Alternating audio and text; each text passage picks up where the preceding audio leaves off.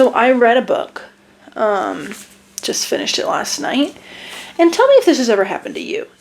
You're reading a book, you're enjoying it, you're having a good time, everything's going well. You get to a good amount through, 40, 50, 60% through, and you're like, this book isn't that bad. And then you put it down. Tell me that happens to other people. Okay, so the book is called A Matter of Temptation by Stacy Ried. It is the first in the Unforgettable Love series. Our story follows protagonist. The guy's name is Simon. The girl's name is Mina. It's actually Wilhelmina. And it opens up and you're finding she's dirt poor. She lives with her brother. Her parents are dead. Very poor. I mean, not dirt poor. It's like the kind of poor that they made the Bennetts look in the 2005 Pride and Prejudice. It's that kind of poor.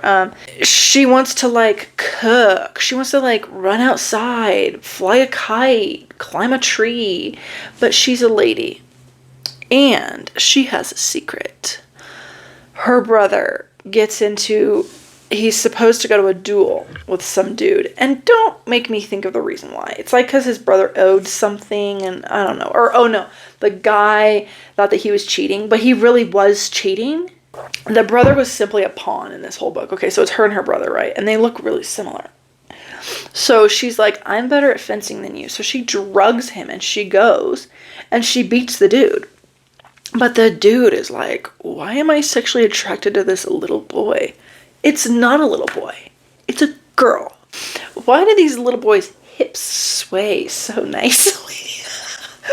It was a real Li Shang moment, I'm sure. He was looking at that guy. He's got a pretty small waist for a guy. He totally knew it was her. Okay, he knew it was a lady. And he could guess that it was the guy's sister because they looked really similar. And anyway, he says, like, come work for me. He hires her, and he hires her for a lot of money. But not as much as she would have wanted. Because then she's like, excuse me, I could make more money than that being a governess. And he's like, okay. So he pays her a lot of money, and like I said, they're pretty poor. They have debts and stuff that they need to pay off. So this all works out for her grand plan. So she is his secretary. He's a politician, and specifically he's been working on helping a reform happen, which would result in women having a couple more rights. This is in mid 1800s, 1860 something or something. He was making moves and he was really good at it. But regardless, he didn't have much of a personality, okay? I know he was like a politician and you know that he had like good values or something, but there wasn't much going on up here, as far as I was concerned. I would never be able to guess like, what's he gonna say or what's gonna happen? Because I didn't know him. Not at all. The girl was a little bit more I could know her. Now here's the issue. She's got a secret, but he is an earl and he needs to get married and have an heir. His grandma's like trying to make him get married to any lady around the town. And this girl is like, well, it's fine because he can't marry me. And then she was like, do you want to just have an affair? And he was like, yes. And so they had an affair. That's what they called it, even though both of them are single. But she was married. Okay, so I actually probably should have said this earlier, but she was married when she was really young. She eloped. And I think that everyone was under the impression that she like didn't go through with it or at least he was maybe under the impression, definitely the readers were under the impression that she didn't go through with it. She just like ran away with him and that was enough to ruin her reputation. But she really did go through with it. And he was a really bad guy. So she ran away like literally the next day or something. But her reputation was already ruined. Well, meanwhile, it turns out that she's still married. And this came out like 75% or so, maybe more through the book. Like it was pretty good into the book. This whole time, I think he thought that she had been divorced or she never went through with the marriage in the first place. I think that he just thought that like an elopement as far as like running off with a guy was what happened, rather than like she really planned on getting married and then did get married. So anyway, they are like kind of in love, but they don't say it. But then he finds out that she's married, and he's like, that's not a big deal. I'm going to get you divorced. And she's like, you're going to ruin your reputation, and that really sucks because you are a huge piece of history as far as political change and reform. And this is in London, by the way. I never said that, but this is in London, or, you know, around, close to London. It's in England. So she doesn't really want anything. She doesn't want to marry him because she doesn't want him to be like dragged down with her. So then he goes investigating, and we're at like 96% at this point.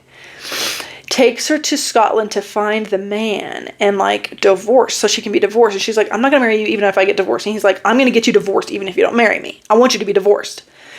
Because this guy's gallivanting around the entire country with some lady, and you're over here like you can't even live your life. So they go to Scotland. You know, Scotland is the place to be getting married, to be getting divorced.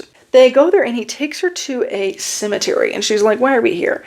Hands her wedding certificate, and she's like, okay. Then he hands her a death certificate, and it's literally, she's standing at the grave of her husband. He had died before the story even started. But it didn't make much sense because you were told multiple times that he was seen with this other lady, and you're just assuming that it's like he's been seen through the course of this book. Like, people have been seeing him, not like people saw him in the past. But apparently he was dead before this book even started. I mean, they didn't even say, the frustrating part was when she was like, oh, it says he died in 1866. He was dead the whole time we had our affair. And I'm thinking, okay, I wish you would tell me the date right now. Like, can you tell me the date? Because I'm not understanding how long this guy has been dead. Anyway, so it was a major cop-out. major cop-out at the end. But as far as things I did like, I liked their banter. I liked that they had a very, I mean, she was his secretary, so it's not like they're equals, but I liked that they had kind of a professional relationship in that, and like, and this is back in the day, you don't see that in historical fiction very much, historical romance. And I also liked that the guy was like really cool and you know, forward thinking. It was very like, he was like perfect. And of course, in these times, you're like, yeah, of course he thinks women are equal. Of course he thinks women should be able to own land and be able to whatever. And it even made it seem like this was just his first step in the many steps of making sure that women are equal, like, you know, getting them to vote later down the line and stuff. But it was a little bit like, this is obviously too good to be true. I mean, but it's fiction, so just like live your life. Who cares? But I mean, he was like the perfect man. So I didn't like that he was like perfect, but it was a different kind of like side of things than what I see. I don't read historical romances about politics or about anything like that. So that was kind of interesting, though the author obviously didn't know much in the way of the political sphere in those days, or just didn't feel like writing those scenes because like they truly didn't have any of those scenes. I mean, maybe she just knows her audience. But they skimmed over the really important scenes like it was nothing. The other thing I liked was the girl was really cool. She was, of course, it's like, yeah, tomboys. I mean, both of them were very like two modern people in a non-modern world, which I'm sure could happen, but it's highly unlikely. But she fenced. Her father taught her how to fence. She was a gentleman's daughter. She knew how to fence very well, better than her brother. And she, you know, she wanted to do all this stuff. She wanted to like I said, fly a kite and run and climb trees. And she ended up doing, like, he would ask her and she would do all those things. She did all those things through the course of this book. And one night he had her fitted for all these clothes and he made her a whole, like, outfit to be a guy and a wig. So they went out to, like, a bar or, like, a gambling something and, like, had a night of it. And I thought, very cool. And she beat him at chess when they're at this bar. It was it was very, like, very cool. So she was a really cool lady in that sense, that she was like just a total tomboy of the age. But another thing was that she was very straightforward, and I liked that a lot, because when she said, yeah, you want to be my lover?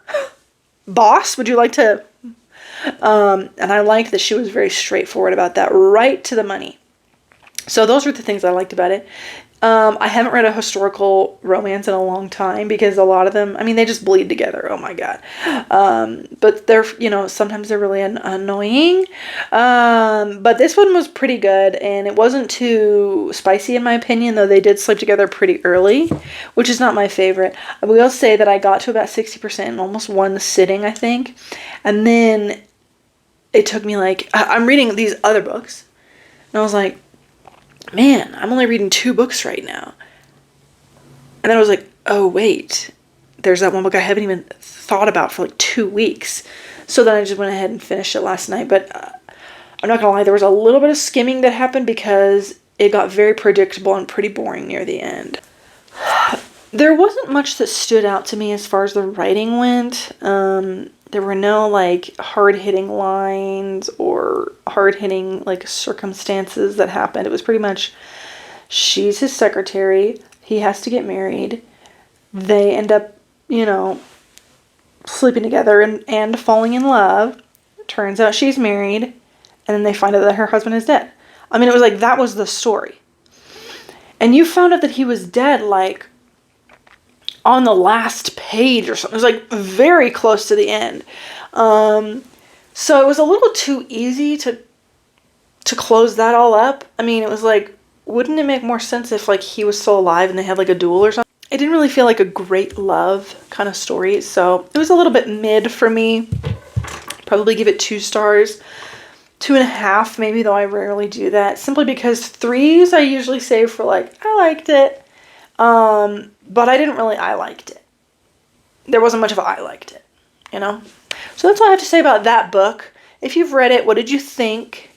Have you read anything else by this author? It's the first in the series. So who's the other book about? I want to know. I don't even know how many there are in a series. And that's all. Peace out. A-Town.